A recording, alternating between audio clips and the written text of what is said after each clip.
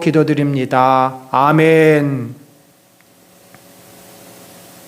예, 반갑습니다. 수요 오전 예배에 오신 우리 사랑하는 성도님들 진심으로 환영합니다. 또한 디모데전서 첫 번째 시간 성경 공부에 오신 우리 사랑하는 성도님들도 진심으로 환영합니다. 예, 오늘부터 우리가 디모데전서를 함께 살펴보겠고요. 다음 주까지 디모데전서 2주간 함께 살펴봅니다. 저희가 워낙 이 본문이 지금 마태복음 하다가 이사야 갔다가 다시 또 디모데서로 왔는데 또 그 다음에 이제 다시 마태복음으로 가죠. 이렇게 본문이 좀 왔다 갔다 해서 정신이 없기는 하지만 장단점이 있습니다. 한 책을 쭉 일관적으로 보지 못하는 단점도 있지만 또 다양한 그 하나님 말씀을 계속해서 우리가 구약, 신약, 복음서, 서신서, 또 선지서 볼 수 있다는 장점도 있습니다. 자, 어떤 방식이 됐든지 또 우리가 그 말씀을 통해서 은혜가 있는 우리 모두가 되기를 바랍니다. 오늘 주실 말씀 함께 우리 읽읍시다. 목회의 목적, 디모데전서 3장 15절 16절, 우리 두 구절이니까요. 같은 목소리를 읽겠습니다. 만일 내가 지체하면 너로 하여금 하나님의 집에서 어떻게 행하여야 할지를 알게 하려 함이니 이 집은 살아계신 하나님의 교회요 진리의 기둥과 터니라. 크도다 경건의 비밀이여 그렇지 않다 하는 이 없도다. 그는 육신으로 나타난 바 되시고 영으로 의롭다 하심을 받으시고 천사들에게 보이시고 만국에서 전파되시고 세상에서 믿음 받으시고 영광 가운데서 올려지셨느니라. 아멘. 자, 여러분, 우리가 서신서, 바울이 기록한 서신서 가운데 디모데전서를 이제 함께 보겠습니다. 우리가 이제 새롭게 시작을 하기 때문에 좀 배경을 먼저 이해할 필요가 있습니다. 그래서 서론을 함께 봅니다. 먼저 저자, 누가 이 디모데전서 후서를 썼는가? 당연히 사도 바울입니다. 왜냐하면 성경 자체에서 본인이 사도 바울이 이 글을 썼다라는 것을 굉장히 강조하고 있습니다. 또한 역사적으로도 이 사도 바울의 저작서를 뒷받침해 줄 만한 많은 내용들이 있습니다. 무엇보다도 이 내용과 저자와의 깊은 상관관계죠. 자, 이 디모데 전후서는 누구를 향해 썼는가? 자, 디모데라는 이름이 나오죠. 그가 어디에 있었냐면 이 편지를 받을 때 에베소서의 지도자로, 목회자로 섬기고 있었습니다. 그러니까 바울은 누구예요? 에베소 교회를 개척한 1대 담임 목사라면 이제 2년 6개월 남짓, 약 3년이 못 되는 기간 동안 에베소 교회를 잘 돌보고 떠났어요. 그는 또 선교를 위해서 떠났어요. 그 사이에 다른 지도자들이 있다가 어느 시점에 이제 디모데가 그 교회의 지도자로 부임을 한 것입니다. 그러니까 초대 교회를 개척했던 그 원로 목사라고까지는 할 수 없지만 개척 목사가 후임 목사를 위해서 보내는 편지가 바로 이 디모데 전후서죠. 그런 의미에서 이 저자는 그 교회를 개척했던 바울이요, 이 편지를 받는 사람은 그 교회, 에베소 교회를 목회하는 디모데와 그 성도들이다. 주로 성도들 가운데서도 이제 지도자들, 장로들, 안수 집사들 하는 분들이 이제 이 내용을 공유하면서 또 그들이 그렇게 살도록 한 내용이라 볼 수 있죠. 자, 그러면 오늘 이 디모데 전후서에서 제일 중요한 인물이 누구냐면 아무래도 디모데라는 사람이겠죠. 왜냐하면 책의 제목이요, 또 본문에서도 제일 많이 등장하는 주어이기 때문입니다. 자, 디모데, 이 디모하고 디모라는 말하고 티모라는 말하고 테오스의 합성어인데, 티모는 경외하다, 또 영화롭게 하다 그런 의미가 있고, 테오스는 하나님 아닙니까? 하나님을 경외하는 자, 하나님을 영화롭게 하는 자. 우리말로 하면은 영신, 경신 이런 뜻이 되겠죠. 경외한다 하나님을, 또 영광스럽게 한다 하나님을, 영신경신, 그런 의미의 이름을 가진 디모데. 그렇다면은 충분히 우리가 생각해 볼 수 있죠. 이 디모데를 낳고 길렀던 부모들도 신앙인이었겠다. 자, 이 디모데는 루스드라라고 하는 지금의 터키 내륙 지역입니다. 루스드라는 터키가 우리가 이렇게 약간 무슨 모양이라고 할까요? 반달 모양도 아니고 이렇게 하여튼 네모난 모양으로 반도로 이렇게 쭉 왼쪽으로, 오른쪽에서 왼쪽으로 이렇게 튀어나와 있는데, 그 가장 중간쯤에 있는 루스드라가 깊은 내륙에 있는 도시인데 거기에서 사는 유니게라고 하는 유대인, 그리고 아버지는 헬라인이었어요. 헬라인과 이 유대인 어머니 사이에서 태어난, 그러니까 두 피를 다 가지고 있죠. 근데 보통 유대인들은 모계가 유대인이면 다 그 자녀들도 유대인으로 생각을 합니다.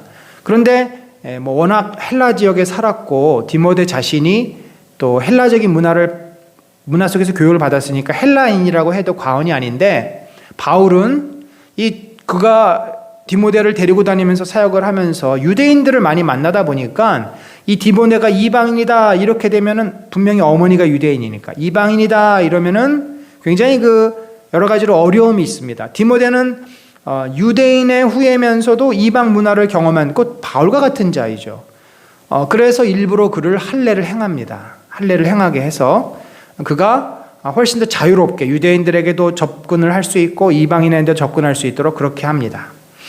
자, 유니게 어머니와 헬라인 사이에서 태어났고 어려서부터 어떻게 성경을 배우고 또 루스드라와 그 고향 사람들로부터 칭찬을 받는, 그러니까 소위 말해서 신앙의 엄친아 같은 사람인 거죠. 어렸을 때부터 신앙 교육을 잘 받았고 커서는 온전히 하나님 앞에 헌신된, 선교사로서 목회자로서 헌신된 그런 믿음의 아들이다.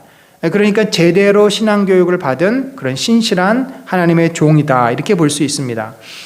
그가 언제 바울을 만났을까? 바울의 1차 전도 여행 때 루스드라에서 복음을 전하죠. 아마 그때 유니게를 통해서, 어머니를 통해서 바울을 만났던 것 같고, 얼마나 그때 그 바울을 만났던 영적인 충격, 영적인 경험이 놀라웠던지 2차 전도 여행 때 다시 이 루스드라로 오지 않습니까? 그때 디모데가 합류한 것으로 그렇게 봅니다.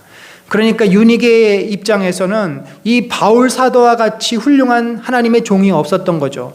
우리 아들이 이 믿음의 사람으로 잘 자랐으니까 저렇게 훌륭한 종 밑에서 같이 그리스도를 위해서 동역하는 것을 얼마나 이 어머니가 영광스럽게 여겼는지, 아직 채 20대 초반밖에 되지 않았을, 정확한 나이는 알 수 없지만 아마 디모데가 바울을 쫓아갔을 때가 20대, 그것도 초반쯤이 아니었을까 그렇게 생각을 해볼 수 있죠.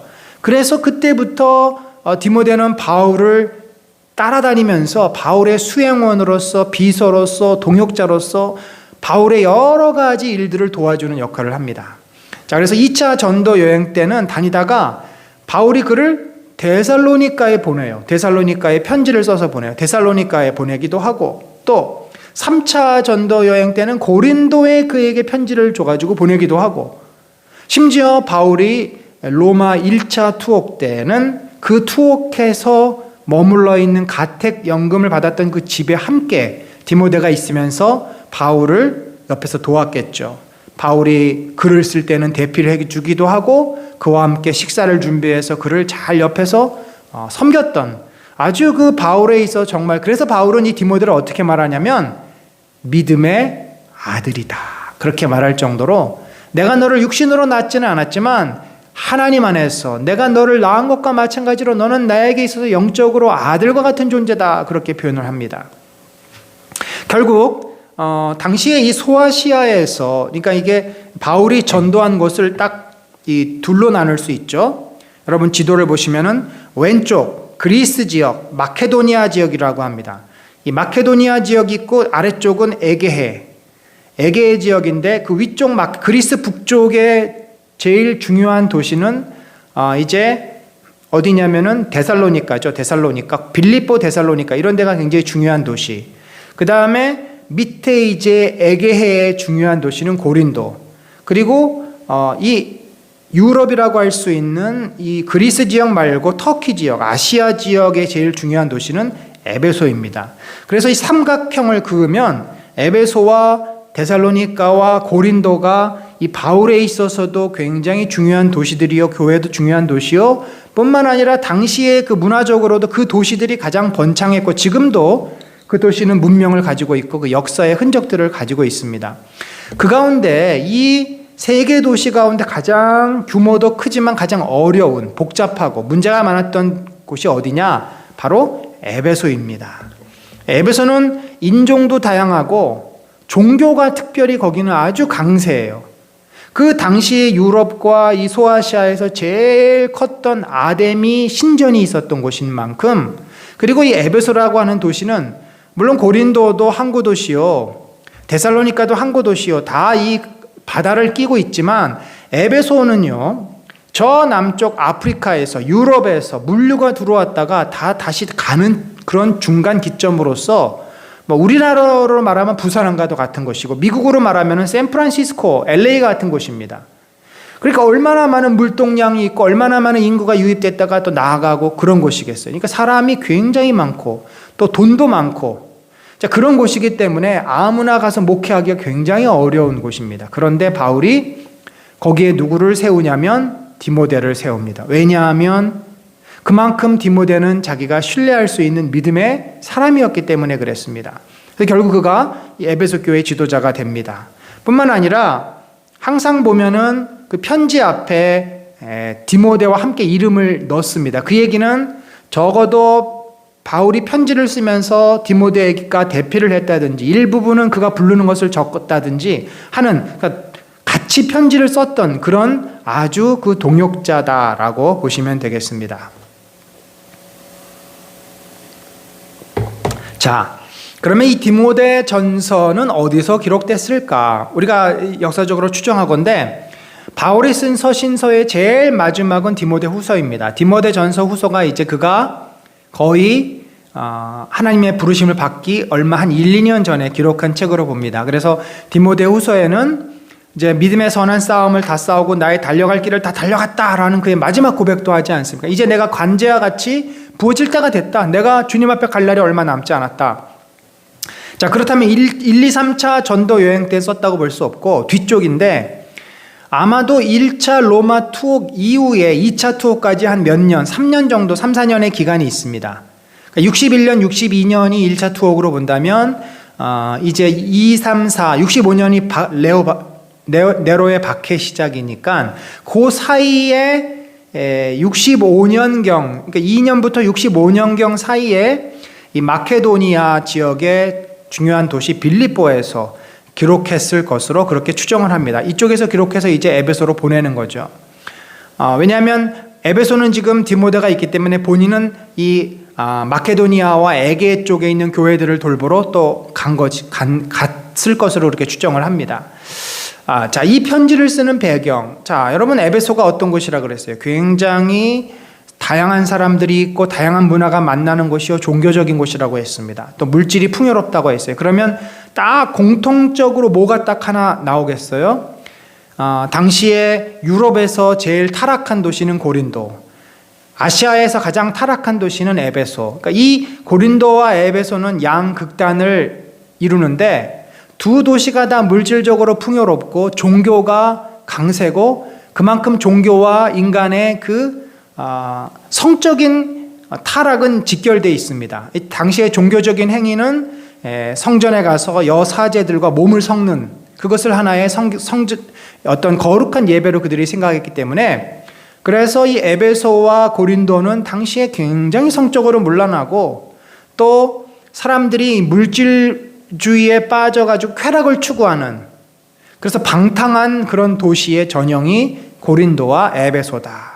근데 에베소는 아까 뭐가 세다 그래서 이 아프로디테 신전이 어마어마하게 클 뿐더러 또 디오니소스 신전도 있고 다양한 신전이 있어요. 종교적인 색채가 굉장히 강해요. 그래서 거기에 마술이라든지 이단이라든지 또 그런 여러 가지 잡신을 섬기는, 그러니까 귀신의 도시이기도 한, 여러분 우리가 사도행전 읽어보면은 그 은장색 아데미 여신을, 아프로디테 여신을 만드는 이제 신을 제조하는 그런 사람들이 돈을 많이 벌지 않습니까? 마술책을 갖다가 태웠더니 어마어마한 양이 쏟아지지 않습니까? 이게 다 에베소의 어떤 종교적인 성향.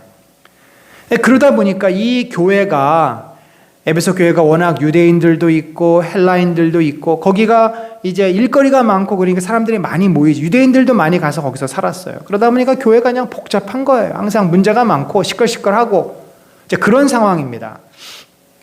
그 중에서도 이제 이방 종교에 강한 영향이 있었다. 그래서 바울이 가르쳐준 진리의 말씀을 자꾸 그들이 받아들이지 않고 딴소리를 하는 거예요. 요번에 어떤 그 훌륭한 분이 이런 이야기를 전해줬는데 이것이 맞는 것 같아. 어디서 근거 없는 그런 이단 사설을 들고 와서 교회를 어지럽히는 일들이 종종 발생했다는 거죠. 그러니까 아데미어 신상, 디오니소스, 그 밖에 여러 그 헬라의 종교들이 넘쳤던 곳이다.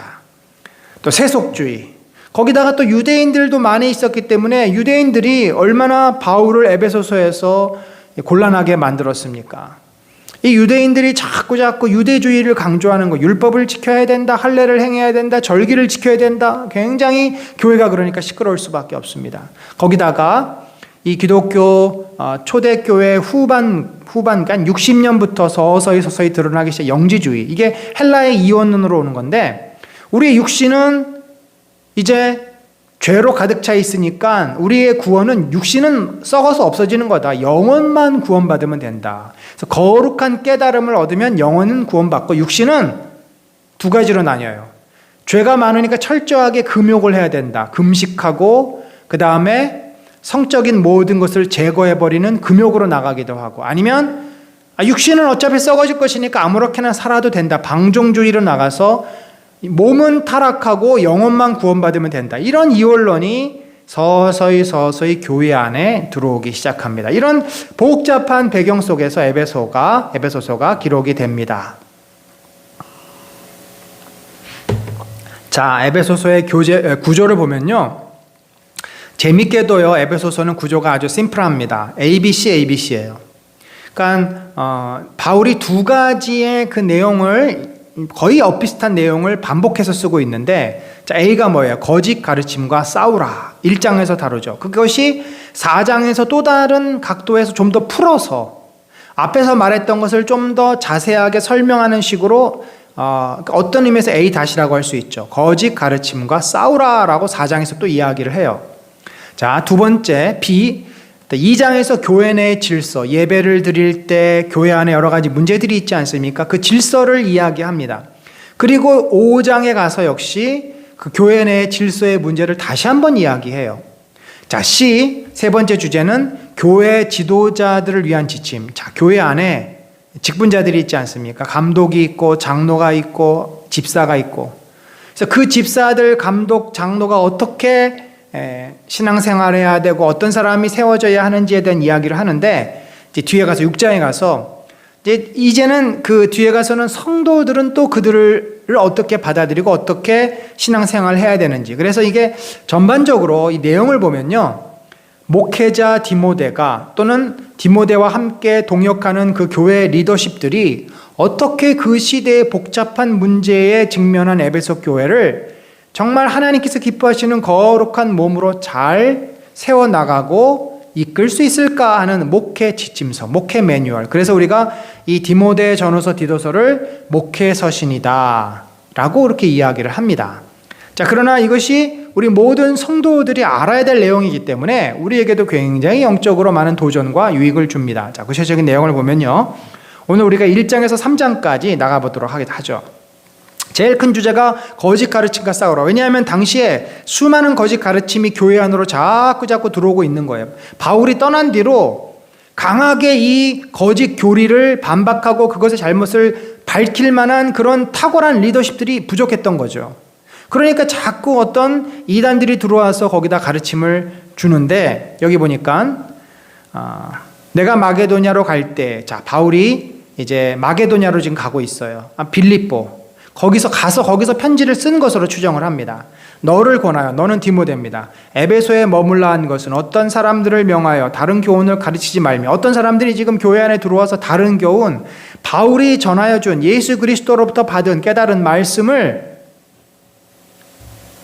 그것과 다른 어떤 가르침을 자꾸 가르치는 자들이, 순회 전도자들이 와서 엉뚱한 소리를 한다는 거죠.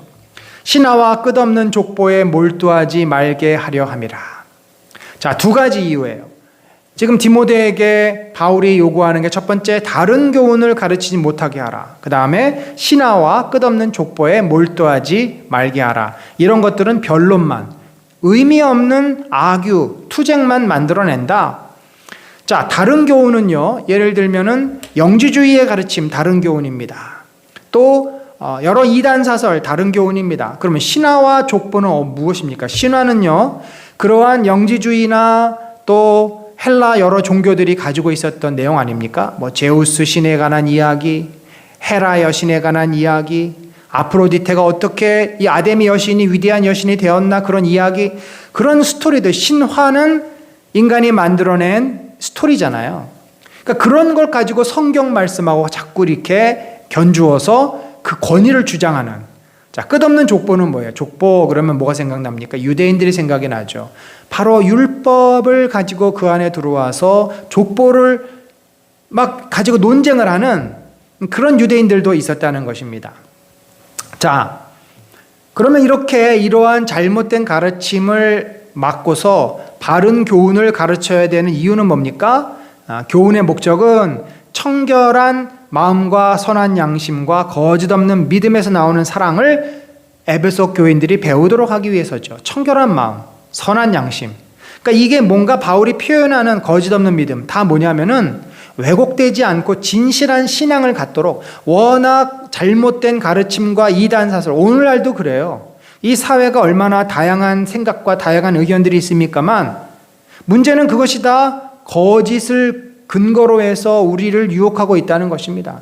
정말 진실된 것이라면 우리가 받아들여야 돼. 그런데 무엇이 진실되고 무엇이 거짓된지를 분별하기가 참 어렵습니다. 분별할 수 있는 눈을 가져야 되는데, 그것이 청결한 마음이요, 선한 양심이요, 거짓 없는 믿음입니다. 그래서 우리가 신앙을 갖더라도 나의 왜곡된 입장에서 신앙을 가지면 그것이 거짓 없는 믿음이 아니라 거짓된 믿음이 되어버려요. 청결한 마음이 아니라 안에 죄와 왜곡된 편견이 사로잡힌 마음이 되어버려요. 그래서 이러한 얼마든지 우리 주변에 있는 세상의 가르침, 왜 같은 신앙 안에서도, 기독교 안에서도 서로 갈등하고 나눠졌는가? 각자의 생각과 주장이 앞서기 때문이에요. 그래서 우리가 성경 말씀 앞에서 진실한 믿음, 청결한 마음을 갖는 것이 너무나 중요하다.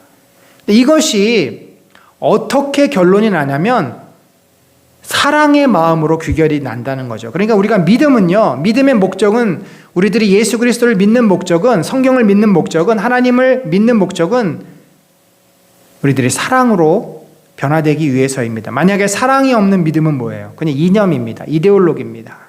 굉장히 큰 차이점이에요. 뭐 사회주의, 또 여러 이념들이 이 시대에도 있지만, 그것이 갖는 가장 큰 한계는 뭐냐면 그것은 생각으로 끝나요. 근데 여기는 사랑이 있습니다. 그 다음에 이 유대인들은 어떻게 율법의 선생이 되려 한다. 이 율법을 가르치고 율법을 가지고 바울이 전한 복음을 자꾸 비판하려고 한다. 그러나 바울이 볼 때는, 바울은요 대학자입니다. 그가 원래 율법에 정통한 자였어요. 그러다가 예수 그리스도를 만나고 예수 그리스도 입장에서 메시아의 눈으로 율법을 바라보아 율법을 재해석해 내놓은 위대한 율법학자예요. 그럼 바울의 입장에서 볼 때 그 사람들은 얼마나 우습냐면요, 자기가 말하는 것이나 자기가 확증하는 것도 깨닫지 못하는도다. 여러분, 이거는 우리 목회자들이 범하는 굉장히 큰 오류입니다. 우리 목사들이 본인이 하나님 말씀을 제대로 이해하지 못하고 깊게 경험하지 못하고 깨닫지 못하고 말씀을 전할 때가 있어요. 그러면서 논리는 그거예요. 나는 그냥 스피커다. 이게 하나님의 말씀이니까 나는 대신 그냥 전할 뿐이다. 근데 여러분, 적어도 스피커가 고장이 나면 소리가 안 나오고 삑삑거리고 듣기 싫은 소리밖에 안 나죠. 스피커가 적어도 고장이 안 나야 증폭이 잘 돼서 잘 들리는 거 아니겠습니까? 그 역할을 해줘야 되는데, 우리 목회자들이 안목이 좁고 왜곡되어 있고 편견에 사로잡혀가지고 그럴 때는 어떻게 하냐면 솔직하게 제가 부족하니 주의 말씀을 깨닫지 못하겠나이다 하고 입을 다물어야 돼요. 깨닫지 못하는 말씀, 확신이 없는 말씀은 전해서는 안 됩니다. 그러나 당시의 율법을 강조하던 유대인들이 그렇게 했다는 거죠. 그래서 바울은 나도 사실은 과거에 거짓 가르침에 빠져가지고 헤맸던 자다. 여러분, 바울이 얼마나 어리석은 인생을 살았습니까? 지금 예수를 믿는 자들을 바울이 어떻게 했어요? 잡아서 죽였습니다. 스데반을 돌로 치게 했어요. 그것이 하나님을 위한 일이라고 생각했어요. 바울이 나중에 이것을 깨달았을 때 얼마나 자기 자신이 한심스럽고 정말 괴롭고 고통스러웠겠습니까? 거짓을 위해서 자기가 목숨을 바쳤으니 자기의 명예와 출세를 위해서 그토록 자기가 이것이 하나님 뜻이라고 착각하며 살았으니 그 얼마나 괴로웠겠어요. 그래서 바울은요, 죄인 중에 내가 괴수다. 이게 그냥 이렇게 미사여구가 아니에요. 정말 나는 스데반을 죽인 자이고 살인자 중에 살인자다. 얼마나 나 때문에 많은 가정이 파괴됐고 얼마나 많은 사람이 나 때문에 고통당하며 죽었는지 아느냐? 나는 그 마음의 무거운 짐을 솔직히 지금도 벗을 수가 없다. 이런 고백이에요. 그러나 내가 이렇게 나도 돌로 맞아서 쳐 죽을 만큼 하나님 앞에 큰 죄를 범했지만 하나님께서 나를 이렇게 세우신 이유는 내가 긍휼을 입은 까닭은 예수 그리스도께서 내게 먼저 일체 오래 참으심을 보이사 얼마나 바울이 교회를 무너뜨리고 성도들을 잡아가고 난리를 치는 동안 주님의 가슴이 아프셨겠습니까? 그걸 다 참으신 거죠. 후에 주를 믿어 영생하는 자들에게 본이 되게 하려 하심이라. 나도 이렇게 하나님을 대적하는 어리석은 자였고 그러나 주님의 은혜로 내가 깨닫고 이제는 이것이 진리임을 전하는 자이다. 그러니 거짓 가르침에 빠진 자들도 이렇게 돌아왔으면 좋겠다. 그런 자들이 있으면 저들을 돌이켜서 주님 앞에 돌아오게 하라라고 디모데에게 지금 이야기를 하고 있는 것입니다. 그러면서 이게 얼마나 어려운 일이에요. 힘듭니다. 영적인 싸움이에요. 그래서 이 struggle, 싸움이란 단어를 써요. 디모데야, 내가 내게 이 교훈으로서 명하노니 전에 너를 지도한 예언을 따라 그것으로 선한 싸움을 싸우며. 선한 싸움. 우리의 싸움은 이 혈과 육에 관한 싸움이 아니죠. 칼로 하는 싸움이 아닙니다. 이 기도로 하는 싸움이고 영적인 싸움입니다. 그래서 믿음과 착한 양심이 필요해요. 믿음이 없으면 이 싸움 싸울 수 없습니다. 내 마음이 착하고 양심이 서 있지 않으면 거짓되게 되고 악하게 되고 비난하게 되고 고통을 당하게 됩니다. 이 믿음의 선한 싸움 참 질 것 같고 아무런 보장이 없는 싸움입니다. 허공을 치는 것 같습니다. 무기가 없어요. 무기가 안 보여요. 그리고 싸우라 그러니 누가 싸우겠어요. 그런데 바울은 그럴지라도 눈을 감고 기도하면서 싸우라는 거죠. 여러분, 엘리사가 도단에서 아람 군대가 둘러 진을 쳤을 때 그가 이 몸종이 두려워 벌벌 떨 때 어떻게 기도했어요? 주님, 저 청년의 눈을 떠서 이 하나님의 영광을 보게 해 주십시오. 그러면 우리가 그런 눈이, 그게 믿음 아닙니까? 그래서 믿음이 있어야지 영적인 싸움을 싸울 수 있지. 믿음이 없으면 우리는 백전백패입니다. 사단은요, 얼마나 강합니까? 돈으로, 힘으로, 여러 사람을 통해서 눈에 보이는 막 어마무시한 것들로 힘으로 우리를 제압하려고 드는데, 우리가 영의 눈이 있으면 그것이 얼마나 허상인지, 앞에서는 번쩍번쩍해서 뒤에서는 곧 그것이 사라질 것임을 우리는 너무나 잘 알기 때문에 두려워하지 않을 수 있습니다. 자, 이제 디모데에게 이렇게 거짓 교훈을 통해서 교회를 무너뜨리려고 하는 자와 영적으로 싸우고 그들을 굴복시키라고 권면을 했습니다. 그래서 우리가 이 교회를 지킨다는 것은 첫 번째 영적인 싸움이에요. 여러분, 우리가 영적인 싸움을 잘 감당하기 위해서 깨어 있어야 합니다. 기도해야 합니다. 얼마나 세상의 잘못된 가르침이 우리를 혼란스럽게 만듭니까? 얼마나 세상의 뉴스, 세상 사람들의 여론이 우리를 뒤흔듭니까? 여러분, 절대 여론에 넘어가지 마세요. 사람들의 생각은 죄를 근거로 한 생각들입니다. 그것이 하나님 말씀에 옳은지 그른지, 선한 양심, 착한 양심, 정말 거짓 없는 믿음을 가지고 분별해야 됩니다. 그것이 분별의 눈이고 영입니다.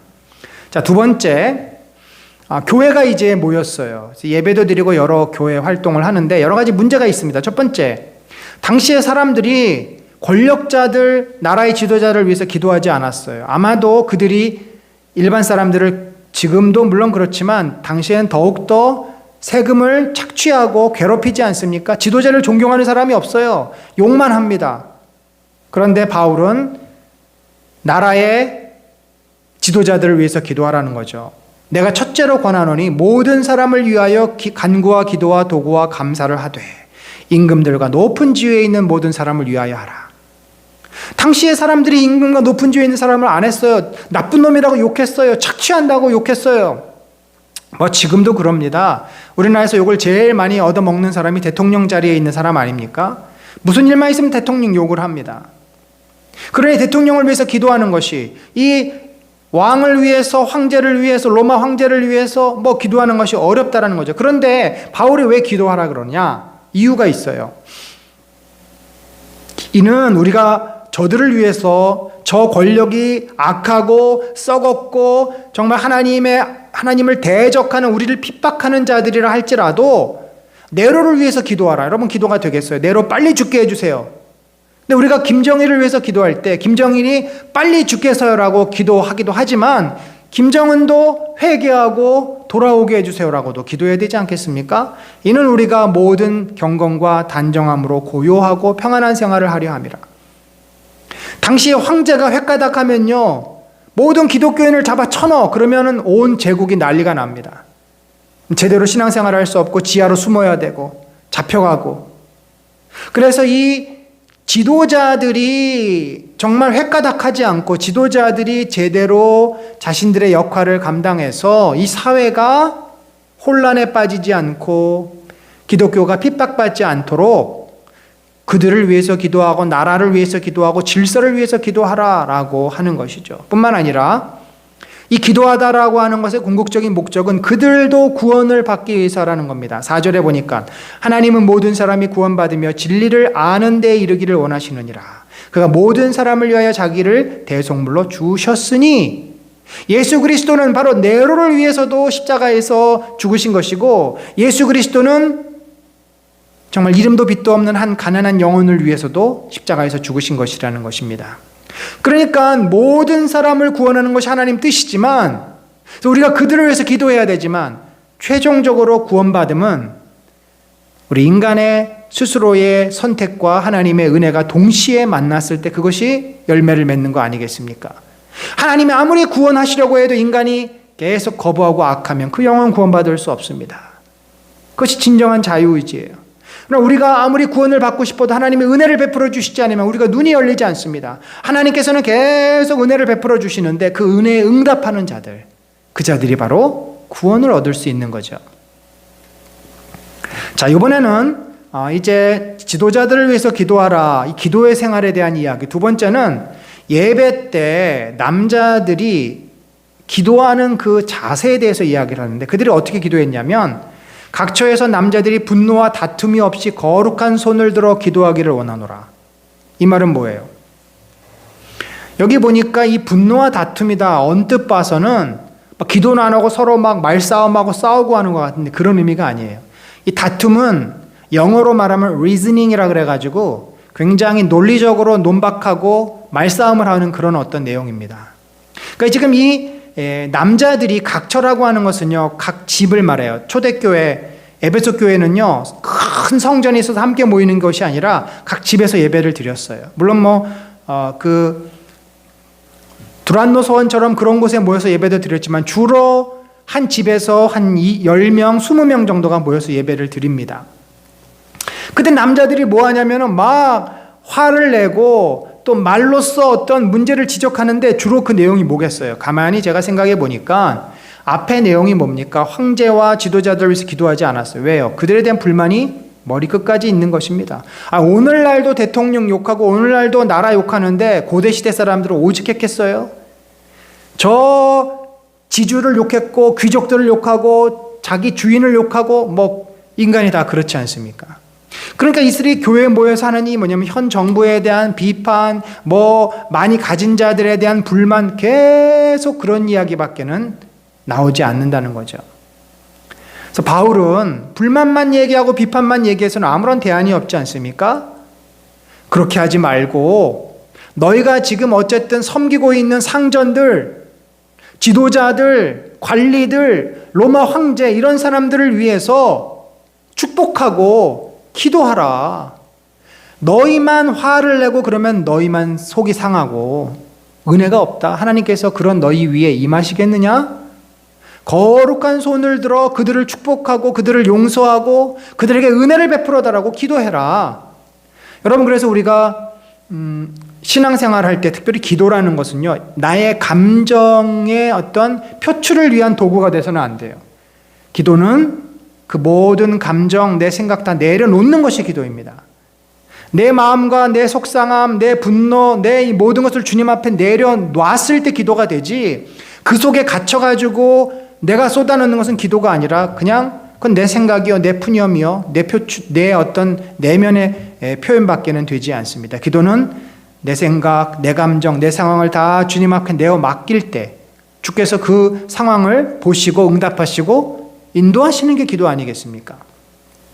자, 남자들의 문제를 먼저 얘기한 다음에 여자들의 문제를 얘기하는데, 여자들에겐 두 가지 문제가 있었어요. 뭐 다른 문제도 있었겠지만 디모데전서에 나타난 건 두 가지 문제인데, 하나는 너무 화려하게 옷을 입고 오는 사람들이 있었어요. 뭐 지금도 사람에 따라서 어떤 분들은 굉장히 차려입는 분들이 있어요. 화장도 짙게 하고 뭐 아주 화려한 색깔에 또 막 머리부터 발끝까지 뭐 깔맞춤을 해가지고 누가 봐도 정말 명품을 두르고 다니는, 꽤 감나가는 옷과 감나가는 것을 갖고 다니시는 분들도 있어요. 뭐 지금은 이제 그것을 우리가 개인적인 성향 또는 뭐 이런 걸 존중을 하는데, 당시의 초대교회 상황은 다 모두들 어렵잖아요. 모두들 어렵고 사실 먹고 사는 기도 빠듯한 그런 시대이니까 치장을 한다, 이것은 주로 어떤 사인이냐면, 주로 성전에서 성매춘을 하는 그 성전을 위해서 매출을 하는 그러한 창기들이나, 혹은 정말 돈이 많은 귀족 부인이나 이런 사람들이 주로 이렇게 치장을 하고 향수를 뿌리고 막 금으로 된 목걸이를 하고 이랬지, 대부분 서민들은 그럴 수가 없었어요. 그러니까 이 얘기는 뭐냐면은, 이런 문화는 교회 안에 갖고 들어와서는 안 된다. 단순히 이것은 윤리적인 거라보다도 너희들이 화려하게 옷을 입고 치장을 하면은 마치 여기가 아프로디테 성전에서 몸을 파는 창기 같은 그런 모습을 하고 있는 것이나 다를 바가 뭐냐? 그러니까 여자들은 어떤 태도로 주님 앞에 서야 되느냐? 단정, 소박, 정절, 뭐 이런 거. 그래서 오히려 선행으로 하기를 원하노라. 너희가 그렇게 치장하고 거기에 쓸 돈이 있으면 그 돈으로 어려운 사람 도와주라는 거죠. 바울의 굉장히 어떤 심플 라이프를 볼 수 있는 태도입니다. 사실 이것은, 이 원리는 오늘날 우리들에게 적용이 돼요. 내가 뭐 충분히 비싼 거 살 수 있고 비싼 거 누릴 수 있지만 그것을 절제해야 되는 가장 큰 이유는 그것으로 선행을 하기 위해서인 거죠. 어려운 자들을 돕고 그것이 필요한 자들과 나누기 위해서, 그것을 그 당시에 일부 여인들에게 요청하고 있는 것이죠. 이것이 하나님을 경외한다는 자들에게 마땅한 것이다. 그래서 우리도 이 원리를 따라야 돼요. 나의 개성을 위해서 내 마음대로 할 수 있지만, 내가 그럴 능력도 있지만 그걸 절제할 수 있어야 하고, 절제함으로써 그것을 가지고 그 남는 비용을 가지고 구제하고 선행을 베푸는, 그것이 주님이 기뻐하시는 문제다. 자, 여자들의 문제가 하나 더 있어요. 이 문제는 오늘날 그 페미니즘 쪽에서 굉장히 문제를 제기하고 이것을 받아들이지 않는 잘못된 성경이다라고 이야기하는데, 여기 보면 여자는 일체 순종함으로 조용히 배우라. 여자가 가르치는 것과 남자를 주관하는 것을 허락하지 아니하노니 오직 조용할지니라. 그래서 이제 제가 소속된 이 교단하고 이 총신 쪽은 여성 안수를 주지 않습니다. 여자 목사를 주지 않아요. 저는 개인적으로 뭐 이것이 맞다 틀리다라기를 보다도 뭐 그 교단에서 그렇게 합의를 했으면 존중해야 된다고 봅니다만, 추세는 이 성경 해석을 꼭 그렇게 보지 않습니다. 요즘 추세는 여자 목사님들도 이제 안수를 하는 추세로 한국교회도 많이 갔어요. 이것이 제가 볼 때는 진리의 문제라기보다 문화적인 어떤 것들이 반영되는 것이라고 이렇게 보는데, 여기 보면은 여자는 일체 순종함으로 조용히 배우라. 자, 그 당시에 상황이 있어요. 상황 뭐냐면 교회에 이제 거짓 교훈과 거짓 가르침들이 자꾸 들어오는데 누구를 통해서 들어오냐면 바로 여자들을 통해서 들어온 것입니다. 여자들이 모이기를 좋아하고 여자들 그 모임에 외부 강사가 초빙이 돼서 그들이 가르쳤어요. 그러면 여자들은요, 당시에 교육을 받을 수 있는 기회가 없습니다. 학교를 다니질 않았어요. 그러니까 뭔가 이렇게 배울 수 있는 기회가 있다 그러면 그런데 관심 있는 분들이 모이는 거죠. 그런데 교육을 받지 못했기 때문에 분별력이 떨어지고 거짓 가르침, 이단 사설을 줬을 때 그것을 쉽게 받아들이는 겁니다. 그리고 나서는 교회에 와서 그것을 가지고 이제는 자기들도 뭔가 알았으니까 드러내고 싶잖아요. 내가 좀 배우면 나도 이렇게 똑똑한 사람이야 라고 과시하고 싶은 마음이 있지 않습니까? 그래서 그렇게 이단 사설에서 배운 내용을 가지고 교회에 와서 자기가 가르치는 거예요. 자, 그런 문제가 있었던 거죠.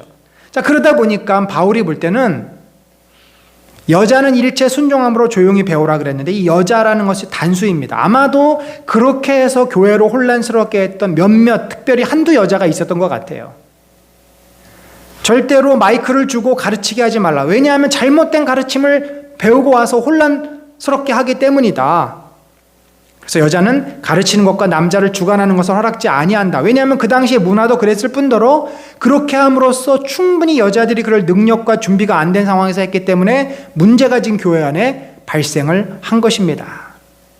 그런데 여기 재밌어요. 이 이유를 13절을 가지고 이제 제가 속한 교단에서는 이게 성경적인 근거다라고 얘기하는데 어느 정도 일리는 있습니다. 아담이 먼저 지음을 받았고 하와가 그 후며. 그러니까 이 창조의 질서상 남자가 여자를 다스리고 통제해야 된다라는 말이에요. 그 다음에 14절은 아담이 속은 것이 아니고 여자가 속아 죄에 빠졌습니다. 이 이야기는 여자들이 이단 사설을 받아들였기 때문에 그들을 금하게 하는 거다라는 근거로 설명될 수 있습니다. 아직도 많은 논쟁이 있는 이야기지만 어쨌든 그 당시에는 여자들이 교육을 받지 못했고 잘못된 이단 사설을 교회 내에 퍼뜨렸기 때문에 바울이 강하게 금지령을 내린 것입니다.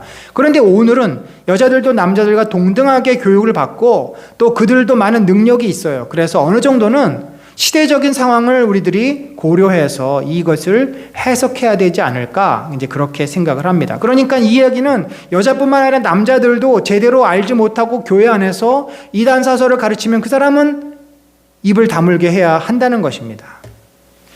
자, 3장인데 여기 보면요, 교회 지도자들을 위한 지침들. 자, 오늘 여러분이 목장 교재에 다룰 내용인데 첫 번째 등장한 것이 감독인데 감독은요, 장로에 해당됩니다. 물론 목회자도 해당이 되고요. 목회자나 장로. 자, 여기 쭉 나와 있어요. 책망할 것이 없어야 된다. 그러니까 흠이 없어야 된다는 거. 문제가 있으면은 계속 그것 때문에 사람들이 시험에 들죠. 첫 번째 조건이 뭐냐면 한 아내의 남편.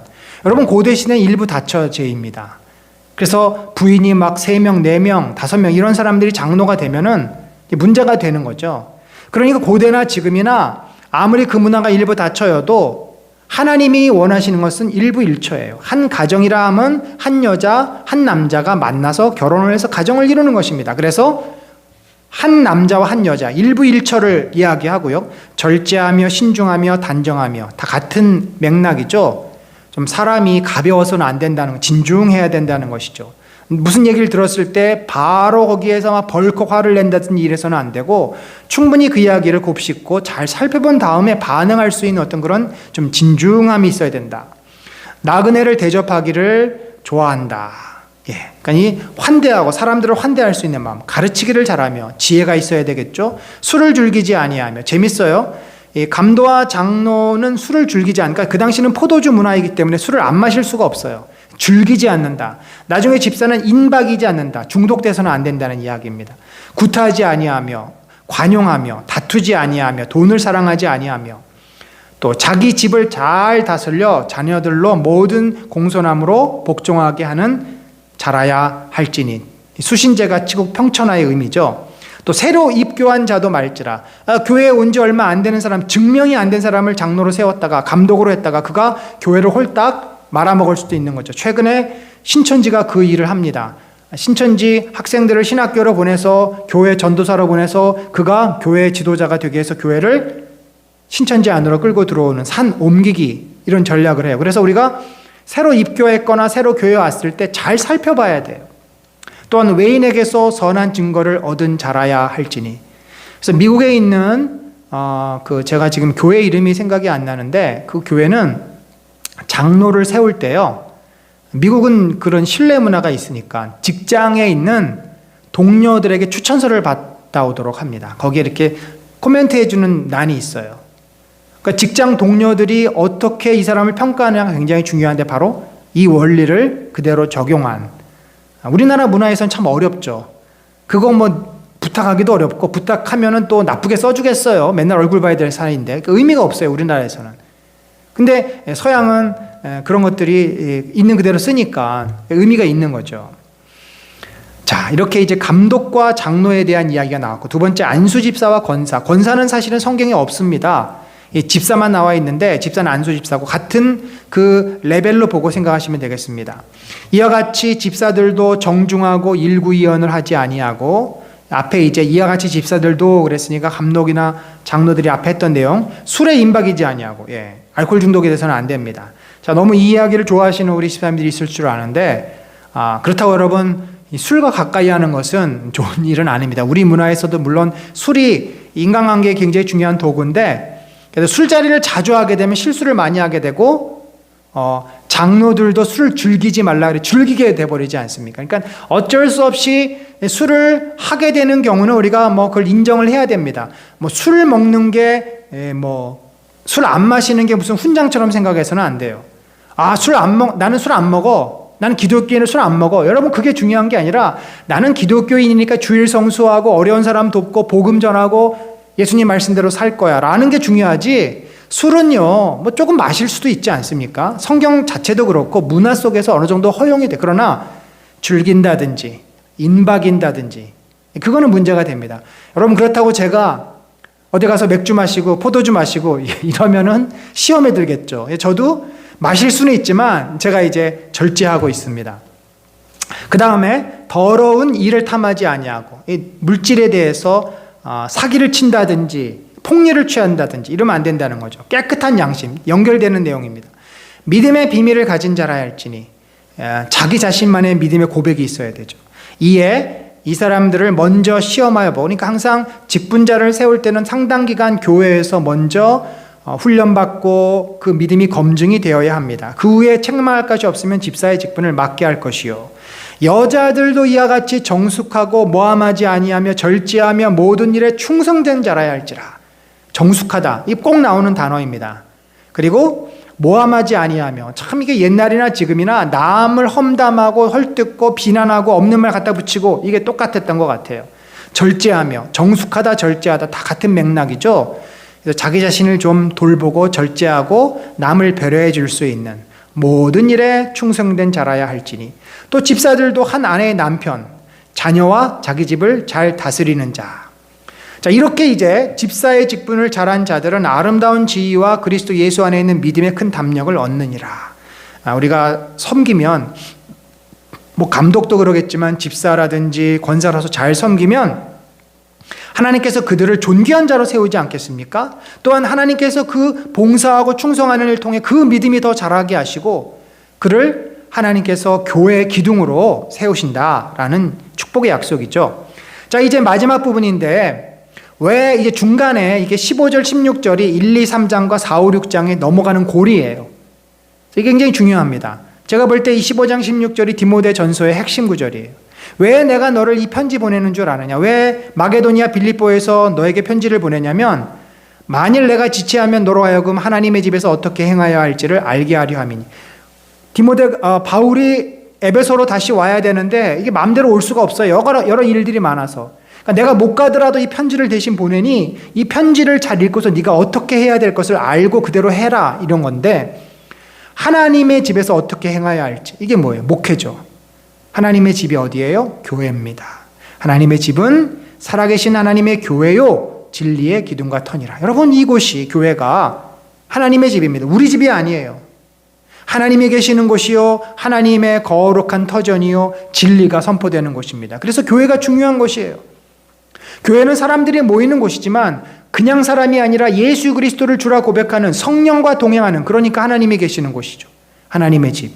교회를 우리가 얼마나 사랑해야 될지, 교회를 잘 세우는 것이 얼마나 영광스러운지를 말해주는 바울의 고백입니다. 자, 이렇게 이제 우리가 하나님의 집을 잘 세워야 되는데 어떻게 이제 잘 세울 건가?